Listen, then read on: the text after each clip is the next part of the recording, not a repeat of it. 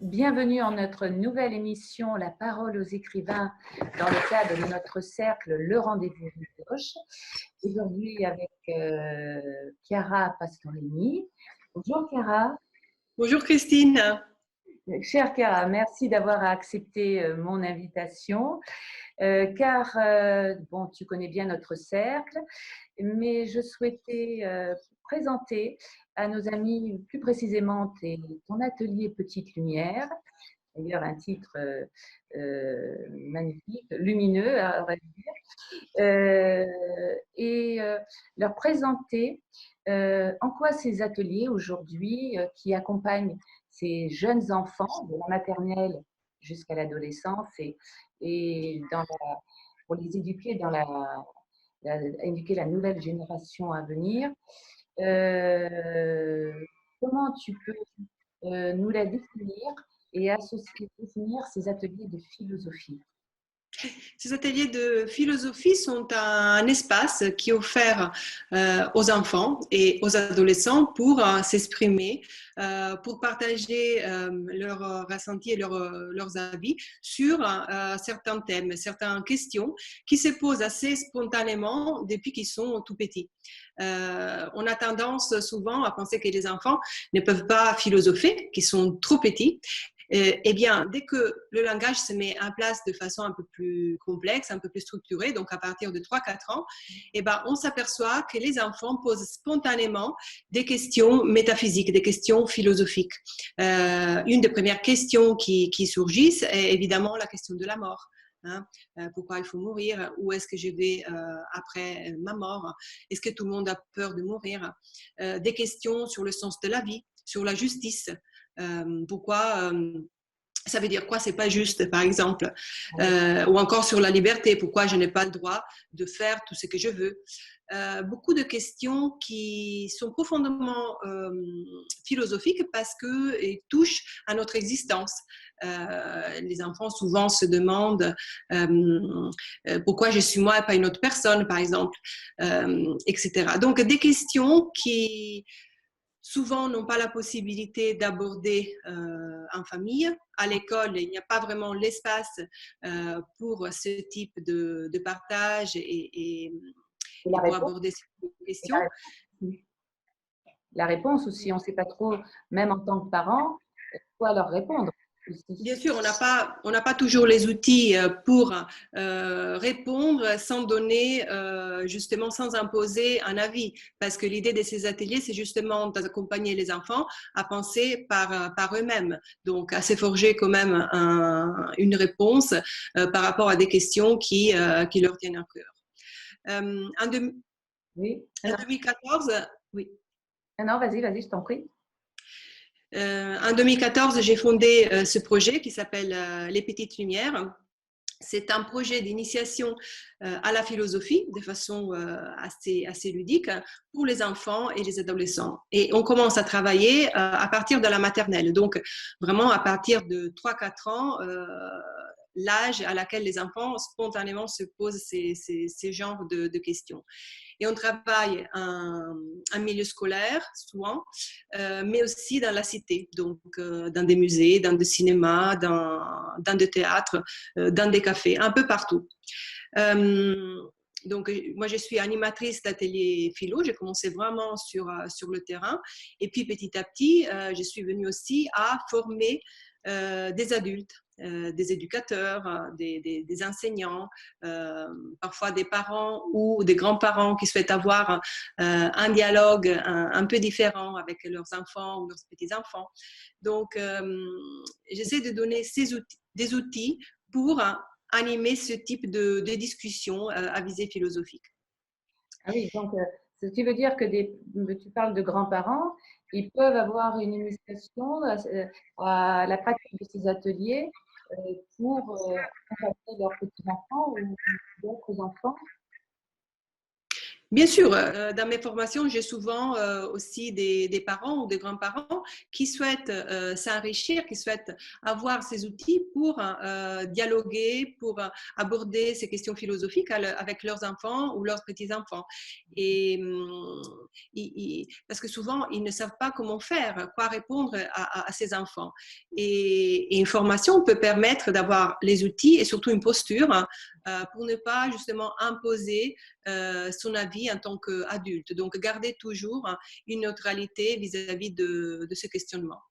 Alors justement, tu viens de souligner un point important, c'est de ne pas les enfermer dans un concept, parce que souvent, on pense philosophie, nous pensons concept, de génération, et donc il faut offrir une parole libre à ces enfants, et avec quel support pédagogique? Alors, il y a différents types de supports pédagogiques qu'on peut utiliser avec les enfants. Le but étant toujours de travailler, c'est que dans un langage un peu technique, on appelle des habilités de pensée. C'est quoi? C'est des compétences, des raisonnements qui permettent aux enfants de penser par eux-mêmes. Donc, par exemple, on accompagne les enfants à définir des concepts, à faire des distinctions conceptuelles, à donner des exemples, des contre-exemples, à, à définir les conséquences d'une question, à voir quels sont les présupposés, à donner des arguments, parce que ce qui est important et ce qui distingue aussi justement une discussion à visée philosophique d'une discussion normale, c'est la possibilité de justifier son point de vue et donc de donner toujours des arguments. Afin de travailler ces habilités de pensée, on peut utiliser différents supports pédagogiques. On peut utiliser des albums de littérature jeunesse, on peut utiliser des livres de philosophie pour les enfants, on peut partir d'une petite vidéo, d'une chanson, etc. Avec les petites lumières, notre méthode est de combiner la philosophie avec des pratiques artistiques. Et Ah, quand je dis pratique artistique, c'est vraiment au sens large, c'est-à-dire qu'on peut passer par le dessin, par la peinture, par le mime, l'expression corporelle, on peut passer par la danse, le théâtre.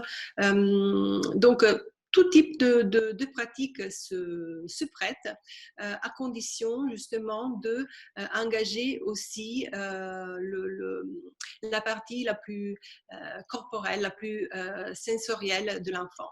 Notre méthode qu'on appelle holistique prend en fait en considération l'enfant dans sa globalité, hein, pas seulement la partie la plus rationnelle, la plus intellectuelle, que souvent on associe justement à un travail philosophique, mais aussi la partie corporelle, hein, celle qui passe par la perception.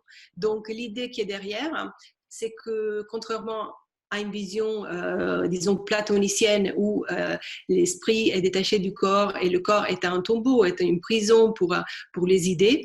Nous pensons que justement le corps, c'est le moyen à travers lequel nous pensons, à travers lequel nous pouvons avoir accès au concept et c'est la source même de la formation de nos idées, de nos concepts. Donc, c'est à travers un faire hein, que nous pouvons penser d'une certaine façon. Et cette méthode que nous utilisons nous permet du coup d'aller vraiment aux sources de la pensée de façon assez ludique, hein, de façon aussi plus globale justement. En philosophie, souvent, on oublie qu'on a un corps, qu'on a des mains, qu'on a voilà, une perception et qui nous constitue en tant qu'être humain et en tant aussi qu'être pensant. alors, en Cette... pratique, excuse-moi de te couper, Chiara, en pratique, ça veut dire ils se mettent comme dans une pièce de théâtre et ils ont des jeux de rôle, ils touchent de la pâte à modeler ou comment, pour tout associer, comment vous faites? Alors, disons que Disons que l'articulation philosophie et art hein, peut se faire de façon différente. Par exemple, on peut utiliser l'art comme support artistique, c'est-à-dire on part d'un tableau, on part d'une pièce de théâtre, on part d'un film, d'une vidéo, etc. Et à partir de là, on peut faire émerger un questionnement de la part de l'enfant. Dans ce cas, effectivement, les enfants ne sont pas acteurs, mais spectateurs hein, d'une pratique artistique. Une autre façon possible d'utiliser l'art, c'est par exemple, demander à la fin d'une discussion philosophique, que ce soit sur l'amitié, sur l'amour, sur la mort, etc., de faire une petite illustration de la discussion. Donc, un petit dessin, une peinture, une réalisation, un art plastique, etc. Dans ce cas, l'art est utilisé comme illustration de la pensée. Dans notre méthode holistique, les enfants ne sont pas spectateurs de l'œuvre d'art, mais sont acteurs. Ça veut dire quoi? Ça veut dire qu'ils réalisent eux-mêmes une production artistique. Donc, avec les petits, on utilise très souvent, par exemple, la pâte à modeler.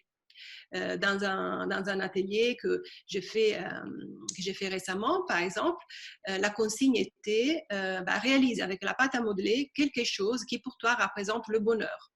Donc déjà, il y a une consigne qui permet de travailler la conceptualisation parce que invite les enfants à réfléchir à une définition possible de bonheur.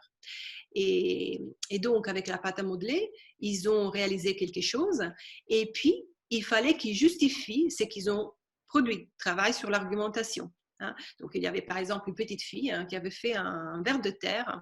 Et du coup, pourquoi tu as fait un ver de terre? Parce que c'est un ver de terre qui recherche sa famille. Parce que pour moi, le bonheur, c'est être avec la famille. Ça, c'était voilà, un exemple, une petite définition du bonheur pour cette petite fille. Un autre enfant, par exemple, il a fait une petite souris. Pourquoi une petite souris pour représenter le bonheur? Et là, il dit, parce que le bonheur est rapide comme une petite souris. Et là, du coup, on s'aperçoit que cet enfant touche un des aspects fondamentaux du bonheur, donc sa fugacité. Et là, on peut du coup poser des questions de relance, inviter les enfants à faire une distinction entre, par exemple, le bonheur et la joie. Est-ce que le bonheur est une émotion, du coup? Est-ce que c'est un sentiment, etc. Donc, on voit qu'à travers une pratique assez ludique qui fait appel à un faire, on arrive à travailler des habilités philosophiques, des habilités de pensée, et en plus, ça permet aux enfants les plus timides aussi de s'exprimer autrement. Parfois, dans une discussion, dans un cercle de parole, surtout si les enfants ne sont pas habitués, il y a des enfants timides qui n'osent pas prendre la parole devant les autres. Moi, je n'ai jamais eu le cas d'un enfant qui ne souhaite pas participer à une activité artistique. Donc, c'est déjà un moyen d'expression différente. Mais justement, entre les enfants, est-ce qu'il y a conversation? Est-ce qu'il y a un échange? Est-ce qu'il y a contradiction? Et de fait, argumentation, même à ce moment-là avec le verbe à l'oral ou pas? Alors, un des rôles fondamentaux de l'animateur en atelier philo, c'est justement de faire lien entre les idées des participants et entre les participants eux-mêmes.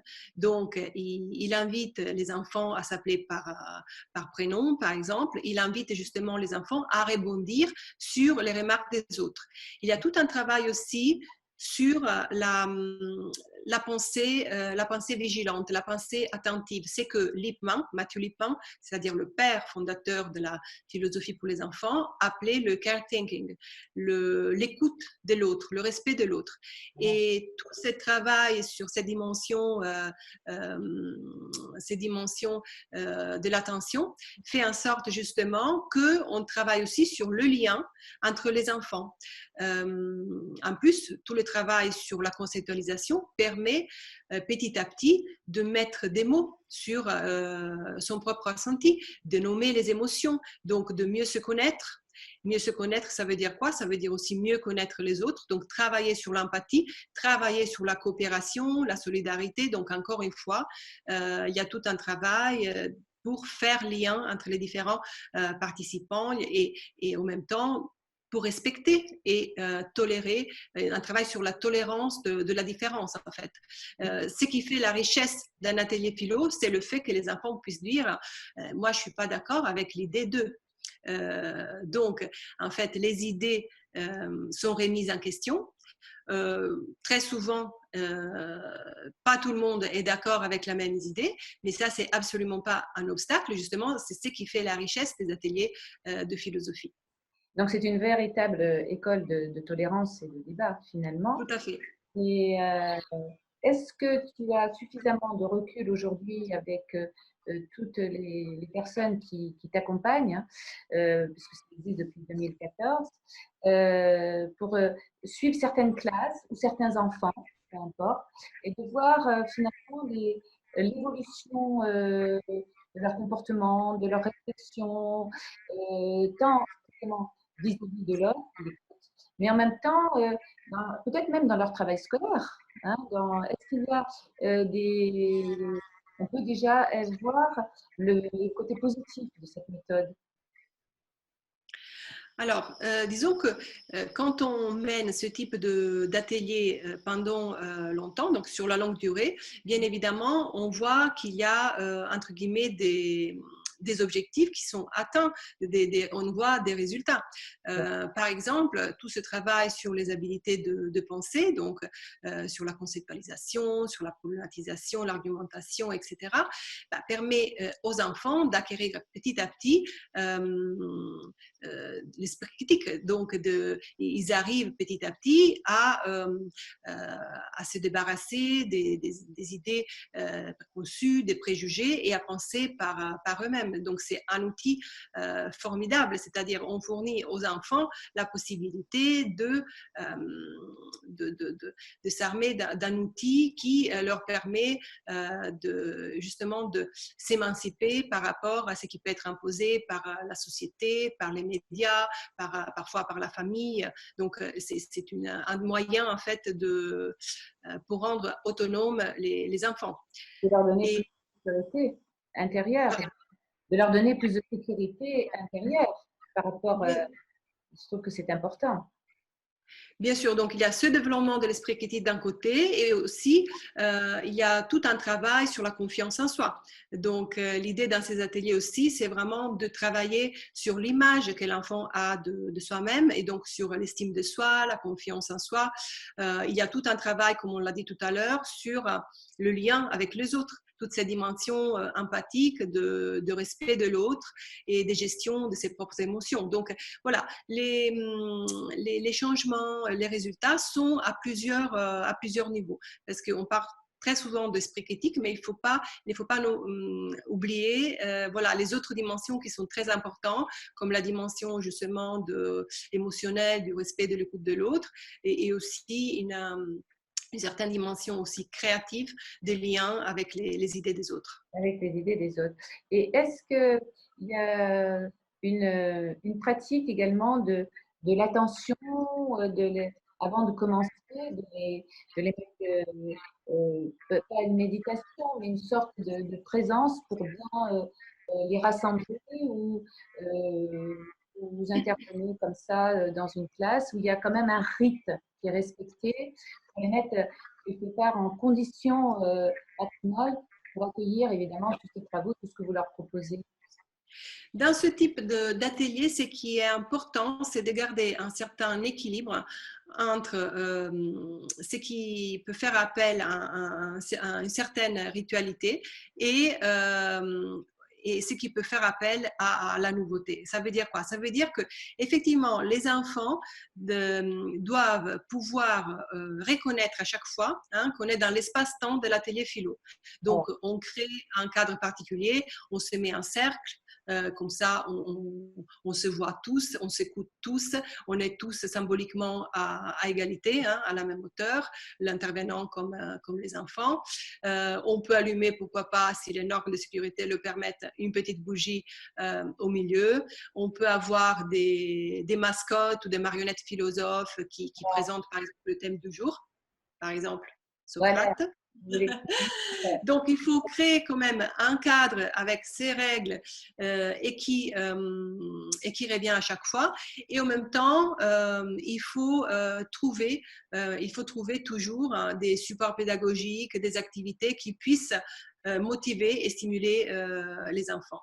Dans le cadre qu'on pose, bien évidemment, il est possible de faire appel à une pratique de l'attention au début pour que les enfants puissent retrouver un petit peu une situation de calme, puissent se recentrer, puissent se rendre disponibles à mieux réfléchir ensemble. Oui, c'est sûr. Et il y a une question entre les petits maternelles, bien évidemment. Donc, il y a un apprentissage différent. Et aujourd'hui, avec tout ce que nous vivons, euh, les ados, ils ont Je peut-être, t'entends un peu mal, Christine, je n'ai pas bien compris la question. je disais pour les adolescents, c'est peut-être un peu différent. Et l'apprentissage aujourd'hui, avec tout ce que nous vivons, est peut-être accueilli d'une autre façon que pour les petits qui sont en maternelle. Alors, moi, je pense que les questions philosophiques, en soi, c'est des questions qui n'ont pas d'âge. Et c'est des questions fondamentales que tout le monde se pose à n'importe quel âge, que tout le monde s'est posé à n'importe quelle époque, que tout le monde se pose partout dans l'espace, partout dans le monde. Par contre, c'est vrai que pour aborder les mêmes questions avec des enfants, avec des groupes d'âge différents, effectivement, on fait appel à des supports pédagogiques différents. Donc, si tout à l'heure, je parlais par exemple de pâte à modeler qui marche très bien avec les petits, hein, de maternelle, premières années d'école élémentaire, eh ben, je ne vais pas proposer la même activité avec par exemple des adolescents. Donc, on essaiera de passer plutôt par des vidéos, par des chansons, la musique, par des extraits de romans, par la poésie. Donc, tout ce qui peut leur parler hein, et on essaie de rentrer vraiment dans leur monde, dans leurs intérêts. Ce qui est recommandé, c'est toujours hein, de partir des intérêts des participants, que ce soit des enfants, que ce soit des adolescents ou des adultes. Donc, peut-être que la formulation des questions sera différente, elle sera déclinée de façon différente, mais dans leur essence, je pense que les questions philosophiques sont vraiment des questions universelles et qui n'ont pas vraiment d'âge. Alors justement, avant de parler de ton actualité et de tous les livres que tu as écrits, puis surtout l'actualité, est-ce qu'aujourd'hui, dans cette société qui est en quête de sens, on le sent par toutes les publications de nos écrivains d'une façon générale, est-ce que cette évolution est plutôt le nombre d'ateliers se multiplie, qu'il y a plus de demandes, parce qu'il y a un vrai besoin d'accompagner toute cette jeunesse? Alors, en effet, c'est vrai que cette pratique des ateliers philo existe depuis les années 70. Hein. Matteo Lippmann, le fondateur de cette pratique, a commencé à la théoriser pendant les années 70 aux États-Unis. Et puis petit à petit, elle s'est diffusée en France, mais elle est arrivée vers la fin des années 90. Mais c'est peut-être triste à dire, mais une vraie diffusion des ateliers philo avec les enfants, on l'a vu après les attentats. Après les attentats, oui, donc 2014. Pourquoi? Parce que d'abord, on a cherché des mots, hein, on a cherché des mots à mettre sur ce qui s'était passé, hein, comment expliquer ce qui s'était passé aux enfants. On a cherché des outils hein, pour gérer leurs émotions, pour mettre des mots sur le ressenti aussi. Et puis de l'autre côté, on a cherché aussi un moyen pour prévenir ce qui s'était passé. Donc là, on voit bien qu'il y a derrière la conception de la philosophie comme outil de dialogue, donc comme outil qui permet d'éviter la violence et favoriser la paix. Donc il y a ces deux grandes tendances hein, qui ont fait en sorte qu'il y ait de plus en plus de sensibilisation hein, à la philosophie pour les enfants, donc nécessité et donc de demande. disons que maintenant, la grande majorité de la population, je crois, savent que ce type d'atelier existe. Hein. Peut-être qu'ils n'ont jamais inscrit leurs enfants, mais ils savent quand même que ça existe. Avant, ce n'était pas le cas. Oui, très bien. Et nous allons participer à ce qu'ils le sachent encore davantage. Alors, ton actualité, Chiara.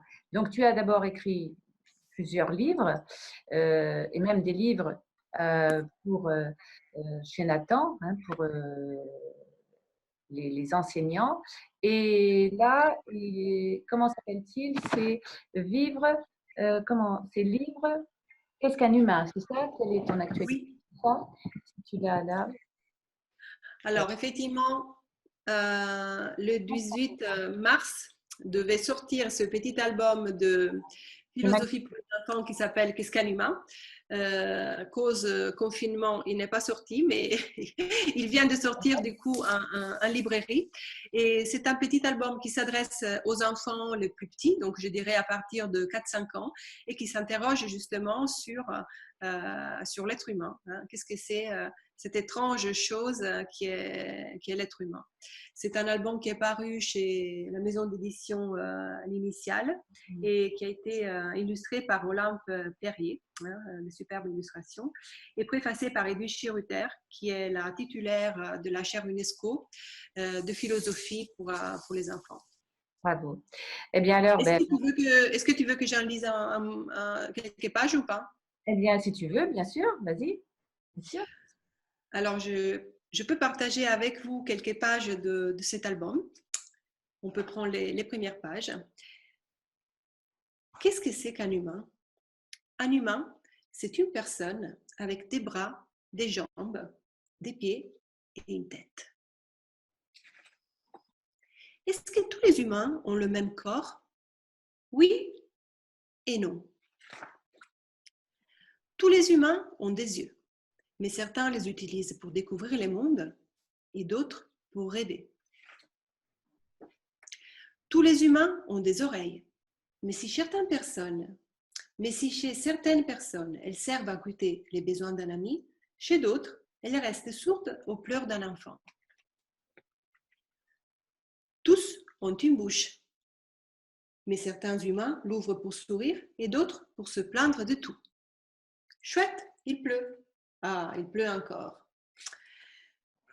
Donc voilà, vous voyez que c'est un album qui est écrit dans un langage très simple, sous forme de questions brefs, et en même temps, ça amène les enfants à faire déjà des distinctions conceptuelles. Ça amène les enfants à définir une notion. Donc il y a derrière, si on n'est pas experte, on ne le voit pas forcément, mais dès qu'on s'initie un petit peu à la philosophie pour les enfants, on voit qu'il y a derrière des questions qui amènent les enfants à travailler ces habiletés de pensée dont on a parlé tout à l'heure. Eh bien, merci Chiara. Merci à tous, hein, tous ceux qui t'accompagnent. Continuez, parce qu'on sait très bien que c'est grâce à cette jeunesse que nous parlons beaucoup en ce moment de cet accompagnement pour changer notre monde. Eh bien, grâce à eux, nous y parviendrons certainement. Et je vous dis à très vite. Merci d'être intervenue. Merci Christine, merci encore pour cette invitation. Merci. À bientôt. Alors, quant à nous, mes chers amis, eh bien, à bientôt pour une nouvelle émission, La parole aux écrivains. À bientôt.